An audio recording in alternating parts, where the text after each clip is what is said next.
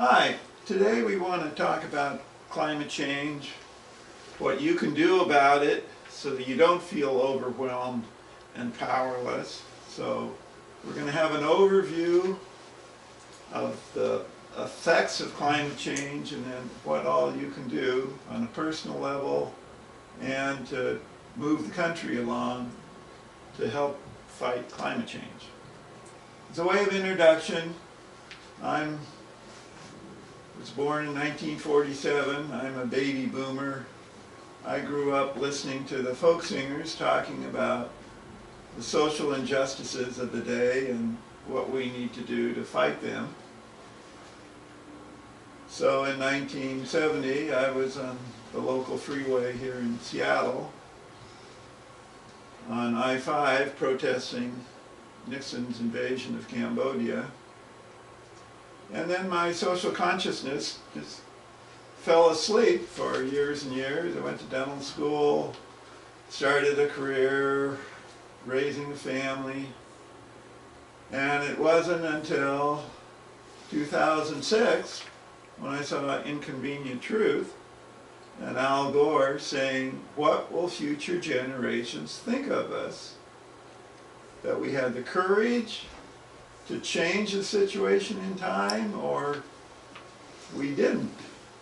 And I didn't want to be in the second group. And then from there, I started to learn more and more about climate change and the effects. And in 2013, the President's Day weekend, I felt compelled to go to Washington, D.C.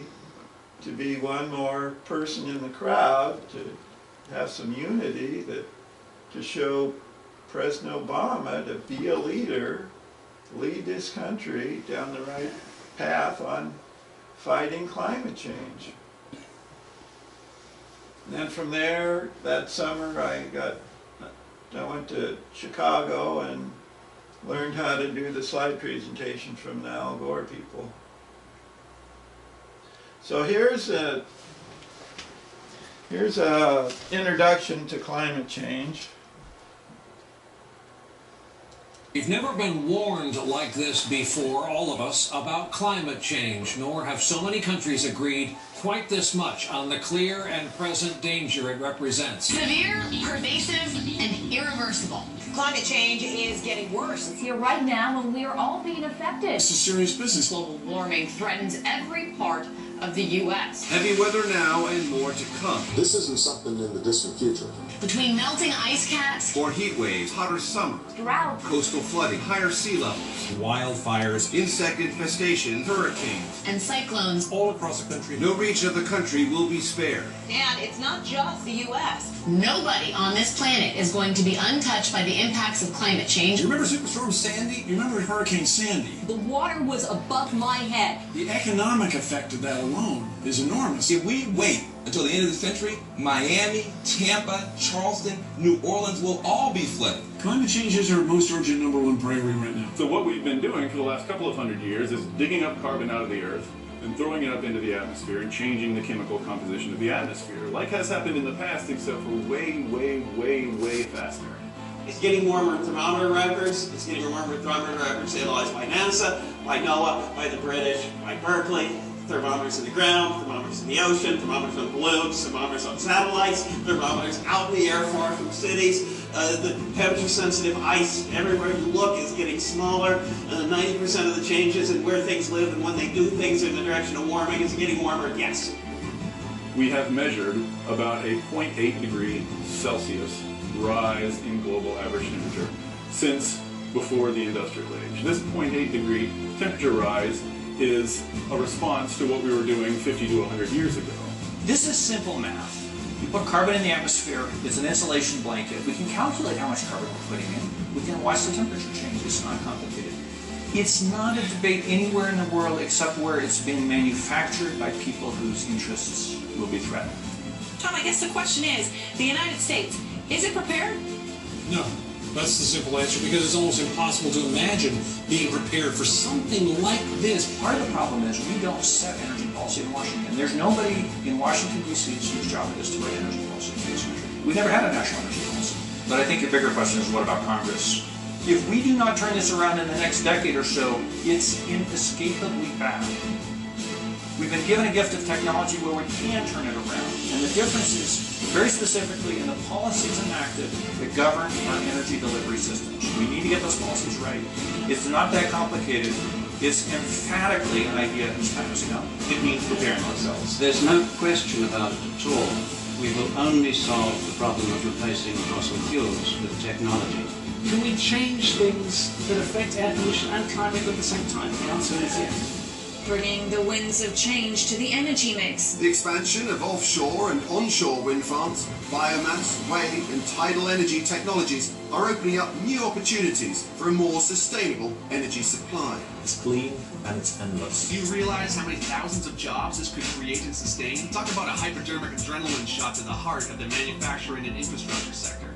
So when we go out into the future, there's a difference. The future is unknown, the future is uncertain, and there are choices.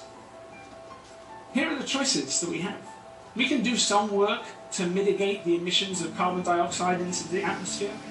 That's the top one. We can do more work to really bring it down so that by the end of the century, it's not much more than it is now. Or we can just leave it to fate and just continue on with business as usual. The risk of not acting far outweighs the risk of acting. What is the use of having developed a science well enough to make predictions if, in the end, all we're willing to do is stand around and wait for them to come true? The models are skillful, but what we do with the information from those models is totally up to you.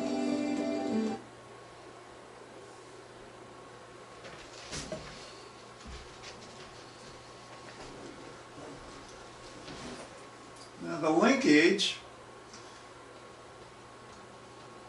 it has to do with water vapor. That as it gets warmer, you get more evaporation over the ocean. So the air holds more of this warm water vapor. It's like in your shower, if you run a cold shower, you don't get the water vapor fogging up the mirror, but a warm one will. So you got more water vapor leading to heavier downpours. And on the other side, you can get deeper droughts because the snowpack melts earlier in the year. And then there are longer intervals in the drought-stricken areas between downpours, which makes the droughts even worse. And then the soil dries out, so the droughts are deeper and longer still. So what's happening here up in the Northwest, right now, not off in the future, but right now, we've got ocean acidification. Our snowpack is 25% lower than it was in the 1950s. That's affecting how much water we can have for agriculture, how much water we can have for electricity and for drinking water. And we're having ecosystem loss because the pine beetle infestation is ruining forests. That longer drought is drying things out. We had the worst wildfire in last year ever, 6 times larger than normal. Climate change is happening now. And the good news is we've got solutions. You know, there's renewable energy, wind power. This is a solar concentrating facility. So it takes the beams of light, directs it up here, that turns it into heat, it boils water, it creates steam, and you get steam-driven electrical turbines creating electricity. And even when the sun's down, if the temperature is still hot enough, you're going to have electricity. Then you can have traditional electrical panel farms, as it were. This section here is enough to light 160,000 homes. And then the developing countries can just leapfrog over fossil fuels and go straight to renewable, like they're doing here in Africa. Now on a personal level, two things, work to lower your own emissions and consider the environmental impact of the items that you buy. You can go on the web, there's all these carbon footprint calculators. You can find out what your footprint is, and they'll give you steps on reducing your personal emissions. And then consider buying offsets to pay for the ones that you can't reduce. Works out to 77 trees for every ton of CO2 that you're responsible for. This is a website I like to use. It's Earth Day Network, the Canopy Project, and they plant trees in the tropics, so the trees are growing year-round. Some of the trees are fruit trees, so that's a cash crop for the people. So it helps them in two ways. Transportation is a big source of emissions. What you can do, starting at the top, is zero emissions with an all-electric car, walking or biking. Not a whole lot of emissions with riding transit or carpooling. And then if you got to use a single car, use the most fuel-efficient car you can afford. And then if you can improve your mileage, that's fewer emissions per year. So keep your tires properly inflated, replace your air filter, drive more efficiently, not necessarily driving like your grandma, and then combining trips. So right there is 40% savings on fuel. Heat and electricity are big sources of emissions. In your home, what you can do is go to LEDs or CFLs, wash your clothes in cold water, take shorter showers, install low-flow shower heads, adjust your thermostat a little bit at a time so it isn't an abrupt change, and then turn things off when not in use. These phantom loads, if you look at all the little appliances with little orange or red light glowing, they, on average, are responsible for 9% of your electricity bill. So this is a smart power strip. So you put your main appliance in here, such as like your computer, and then the peripherals, your printer, your modem, all your other things there. So when you turn off your computer, these shut down completely and you've stopped the phantom load. More low-cost things are weather stripping, drying your clothes, outside, insulate your hot water lines, and in the swing months, just open up the windows to get natural ventilation. Moderate cost upgrades are just energy efficient appliances and adding more insulation in your attic. And then, you've saved all this money from the low cost, no cost, and the moderate cost, that now you can afford the big ticket items, which is insulated windows and a more efficient central heating, air conditioning. Up here in Seattle, the ideal thing would be a heat pump. The choices of food make a difference in the amount of emissions you're responsible for. And the worst offender is red meat. On the other hand, way down here in the fruits and vegetables, if you're having them transported from half the globe away, there's a lot of emissions responsible there. So eat locally. If you have to have red meat, make sure it's grass-fed, because corn-fed cattle have a lot of indigestion. They didn't evolve to eat corn. So then they end up belching and farting a whole lot of methane. buy organic food, because with organic farming, all that soil is a great carbon sink for soaking up CO2. Stay away from bottled water, just because of all the energy in manufacturing and then transporting the bottle and the whole hassle of what are you going to do with it to recycle it. It's just not worth it. So you can have all these marvelous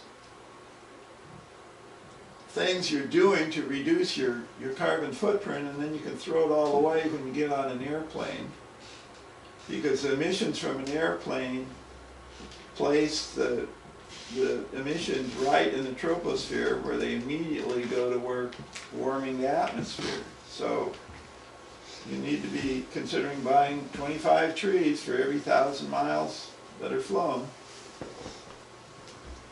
The benefits of doing all this is we're going to clean up our air pollution, getting off fossil fuel. So this epidemic of kids having asthma will be gone, eradicated. We have a real opportunity to transition our economy from fossil fuel to renewable power. We're going to level out the playing field as far as more people getting living wage jobs versus fossil fuel. Look at all the jobs, the few jobs in the fossil fuel industry versus renewables. And this isn't just some sort of pipe dream way off in the future. We're talking residential. By 2020, 82% of the world's people will have areas where solar is cheaper than the average price of other sources.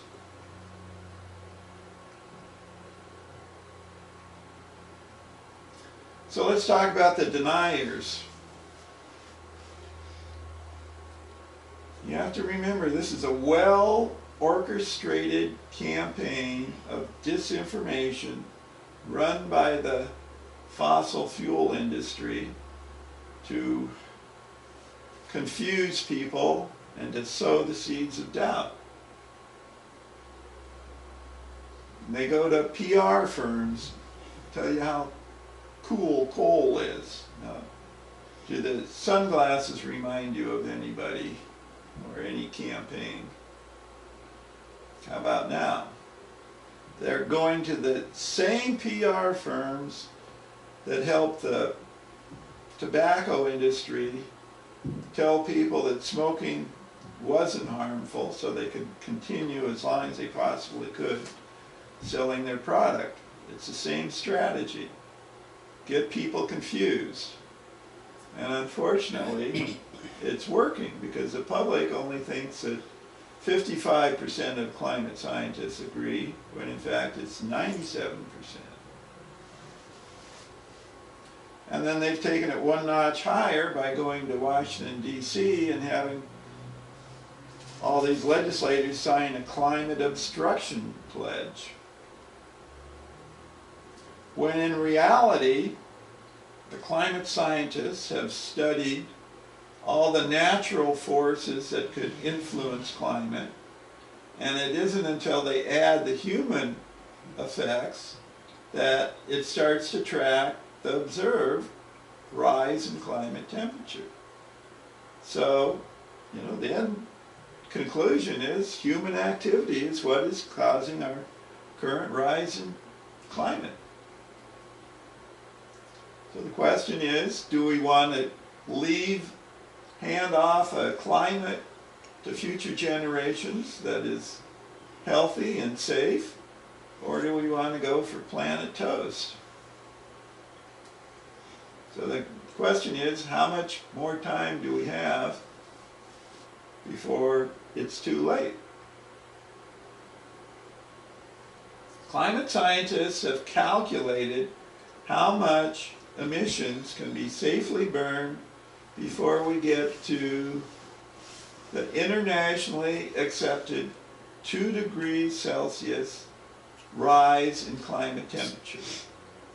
And we're about halfway there already, And at our current rate of emissions, we're going to hit the 2-degree level in the early 2040s. And there are enough known reserves today that if they are burnt, we'll get to 6 degrees of warming. This is what 4 degrees of warming looks like. A future incompatible with an organized global community. And it gets worse, because the climate scientists have also discovered numerous tipping points, which are self-reinforcing phenomenon that can rapidly increase the temperature of the climate. For instance, permafrost. When it melts, it releases methane, which is at least 30 times more potent a greenhouse warming gas than CO2. So it melts, it releases a methane, which causes warming, which causes more melting, more warming, more melting. You can see how it feeds on itself rapidly. And climate scientists have discovered numerous tipping points throughout the world. So think of a campfire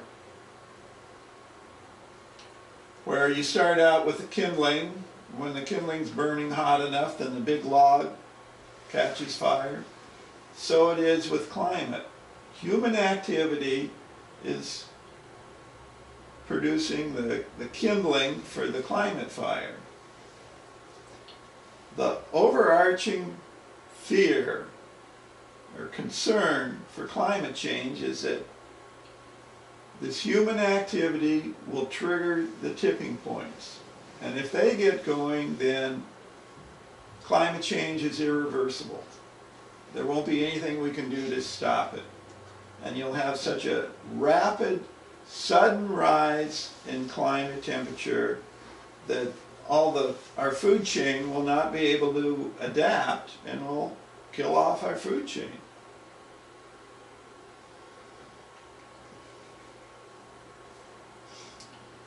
Now, the difference between the large boat and the small one is the large ship takes a long time to change directions. It can't change on a dime like the little one. So it is with our economy. Our society is so intertwined, embedded with fossil fuels, that it'll take decades to get us off, to convert our power plants, to transition our transportation and how we heat our buildings to renewable energy. We can't just race up to that 2-degree limit and then slam on the brakes and change directions. Like I said, it's going to take decades. So the climate scientists have looked at different scenarios of emissions, and the only pathway that is safe, that by the year 2100 we're off fossil fuels and we've got our emissions under control, is if global emissions peak by the year 2020 and then rapidly decline. Now, the challenge with trying to communicate this urgency of climate change to people is that our brains are only wired to think of immediate problems, something in the real vicinity, like the lion in the grass. And that's not how climate change works. It's a slow thing where you do your emissions here, and it takes 50 to 100 years before the emissions are changing the climate, increasing it. Another theory on why we're ignoring climate change, from George Marshall, is that we look at the whole enormity of the problem and the size and financial strength of the fossil fuel industry, And we say, whoa, that's too much for us to fight. And then we start to realize that we're contributing to the problem. And all these negative emotions start coming up. Powerlessness, anger, denial, guilt, shame. And we also realize this is a lot of hard work to reduce our carbon footprint, and the status quo is, gee, just so nice and comfortable. And at the same time, we've got this Jiminy Cricket on our shoulder, our moral foundation that tells us right from wrong. Jiminy is working overtime, telling us that continuing with business as usual is wrong, wrong, wrong, because billions of people will suffer and die if emissions aren't lowered. And this creates too much mental stress.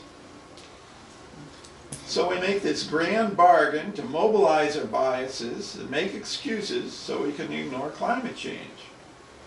See if any of these sound familiar. The year 2100 isn't for another 85 years. Any problems won't happen here, but to some unfortunate villagers in the middle of the Pacific. We don't have to change because technology will save the day. My carbon footprint is too small to make any difference in the global atmosphere if I reduce it or not.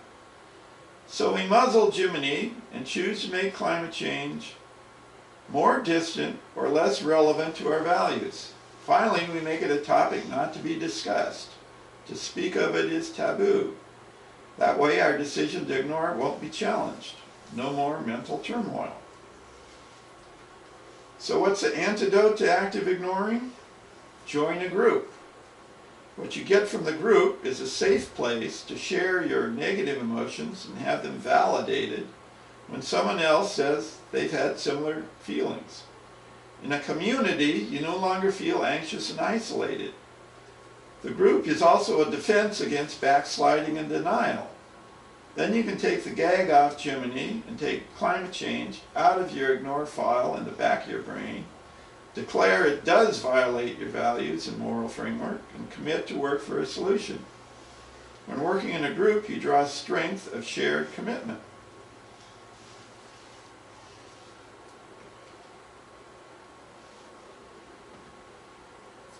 So, now that you're in this group, what are you going to do with it?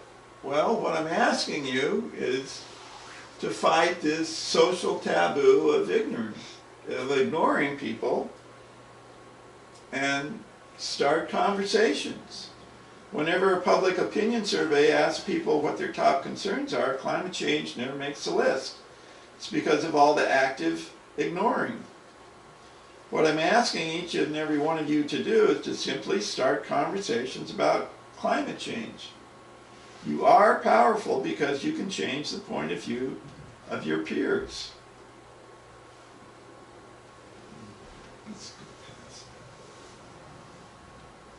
Find the connection with your peers. Find out what they hold dear. You know, their kids' health, their faith, their job security, or how to pay for increasing food prices. Then link how climate change interacts and affects everything they hold dear. Go slow. Don't put them on the defensive where they feel attacked. Simply ask, what do you think about climate change? Are you fearful of the impacts it's going to have? And simply listen and validate their fears. Encourage each other to start conversations and start a climate urgency group and then report back how it went. What did you learn and what will you change in the next conversation? Practice how to deflect comments from deniers. If you meet a denier, get out of your comfort zone and challenge their false statements. Because if a lie is told enough times and never challenged, people will start to believe it. I'm asking you to be social radicals. Radicals don't accept the norms of society. Have the courage to break the social taboo that says climate change is a subject not to be discussed because it's too emotional. If it feels intimidating to break expected behavior, remember your group has your back. You don't have to reinvent the wheel on learning how to fight climate change, but so join one of these organizations. This is the sort of potent work that can be done when people unite. We're stopping this coal terminal from happening up in Cherry Point, north of Seattle. And then, like it or not, climate change has become a political football. And we have to get in there and tell our legislators to fight on solving the climate crisis. The things we're asking is to put a price on carbon and to transfer subsidies from fossil fuel to renewable energy. Let me decode this quote for you. This compel us to do whatever this moment really is saying that legislators will do whatever it takes to get reelected. So unless we can produce massive numbers of voters, the legislators are going to take the massive amounts of fossil fuel money to get reelected. So each of you recruit 5 people to be willing to start conversations about climate change, and then have them recruit 5 people. And when a message comes down the line to call, write, email your legislator, attend a hearing, you get the word out to your friends, and everyone shows up, puts the pressure on the legislators so that they're too scared to oppose us. And here's a video clip on putting a price on carbon. Now, thanks to carbon pollution, we have weather on steroids. And we're paying for it. Congress has agreed on more than $50 billion in relief for the victims of Superstorm Sandy. The costliest global disasters of 2012 were Hurricane Sandy, cost $65 billion, and the year-long Midwest Plains drought that cost us $35 billion. Drought relief, disaster relief, battling wildfires, building seawalls. All these expenses add up, and that's the price of carbon. But big oil isn't paying, and big coal isn't paying. They are using the atmosphere as an open sewer while you are paying the tab. Through taxes, medical bills, higher food prices, insurance rates, and more. But no wallet in the world is big enough. It's time to take action. It's time to tell the world. We are paying the price of carbon. It's time to put a price on carbon and make the polluters stop the carbon destruction. Tell your friends. Tell our leaders, it's time to have the carbon conversation. I think that's it.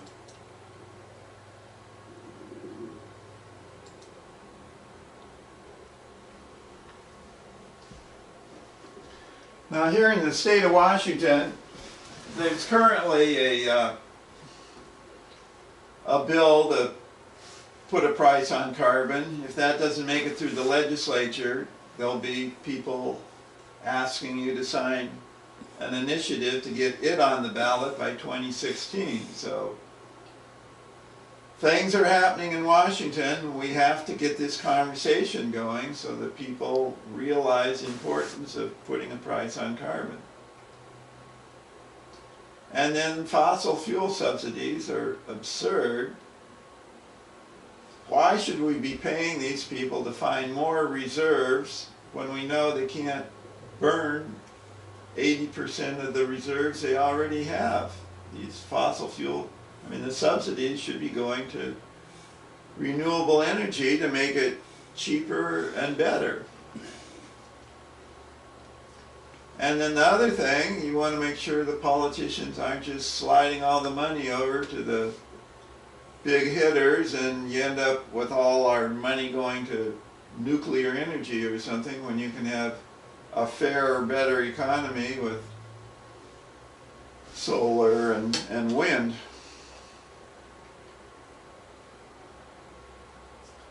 And like it or not, our generation is going to decide the fate of the climate. So it's really quite simple. Just stop ignoring and start talking for the sake of your present family, for the children, and for their children's children.